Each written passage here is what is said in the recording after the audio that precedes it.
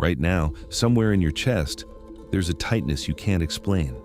A low hum of dread that follows you into every room, into every meeting, every quiet moment, every 3 a.m. You've tried breathing exercises, you've tried journaling, therapy apps, cold showers, and still it finds you. Because modern anxiety isn't a malfunction. It's what happens when an ancient mind is asked to survive a world that never stops screaming. But almost 2,000 years ago, a man who commanded an empire, fought plague, buried children, and watched civilization fracture at the seams, discovered something. A technique so simple it takes 60 seconds, so powerful it has survived 2 millennia. His name was Marcus Aurelius, and this is what he knew. Most people picture Marcus Aurelius on a golden throne, calm, untouchable, beyond the reach of fear. That man never existed. The real Marcus Aurelius wrote his journal, not for an audience, but because he was drowning. He was running an empire during the worst plague in Roman history. The Antonine Plague killed 5 million people, including his own children. He stood at the edge of the known world, fighting barbarian invasions, while corrupt officials stabbed him in the back in Rome. He was not Stoic because life was easy. He was Stoic because the alternative was collapse. In the pages of what we now call meditations, we find a man talking to himself, reminding himself, arguing with himself, not because he had the answers, but because he kept losing them. One passage appears again and again, in different forms, different words, across all 12 books, a single idea, a single practice. He called it the view from above. Here is what Marcus wrote in Book 9 of Meditations. View the whole world, then view your place in it. Simple, almost too simple. But the practice behind it is a revolution in how the mind works. Modern neuroscience has a name for what anxiety does to your brain. It's called attentional tunneling. When you're anxious, your mind zooms in, hard, fast, total. The threat, real or imagined, becomes everything. It fills your entire field of awareness. There is nothing else. The meeting that went wrong, the text message that wasn't answered, the future that hasn't happened and might never happen. Your brain treats all of these as predators. It floods your body with cortisol, sharpens your focus to a point, prepares you to fight or run or freeze.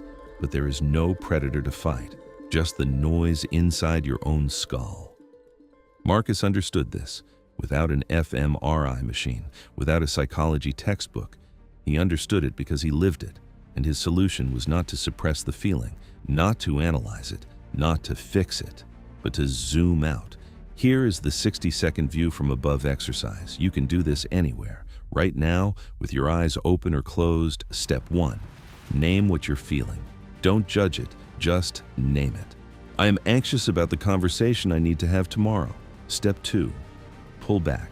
Visualize yourself sitting where you are right now. See your own body from above, small, still, breathing.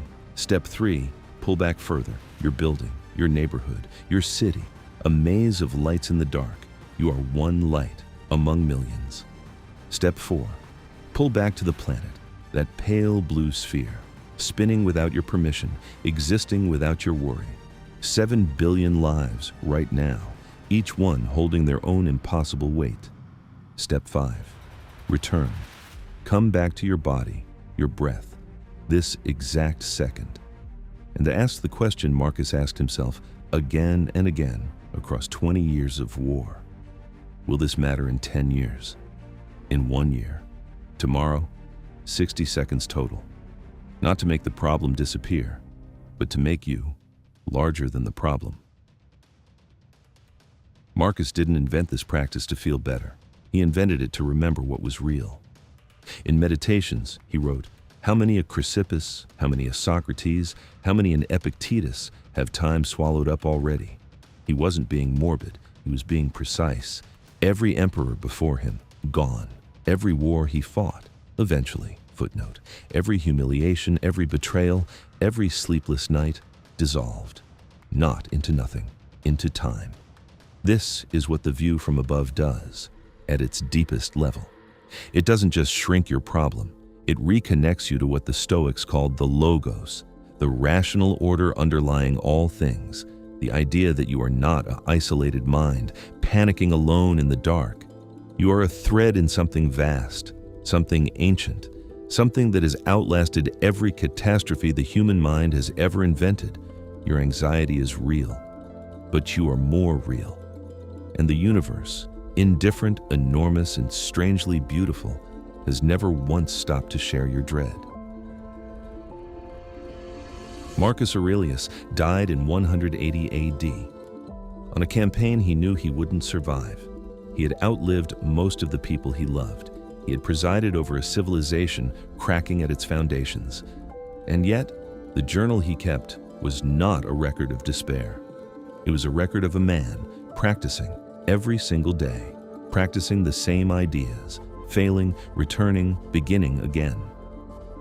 That is the secret no one tells you about Stoicism. It is not a destination. It is a direction.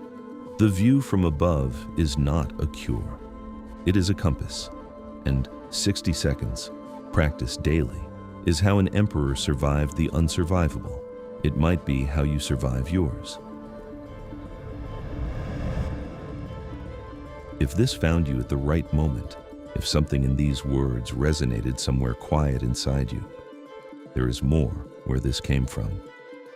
Marcus Aurelius left us 12 books of private thoughts he never intended us to read. We have barely opened the first page.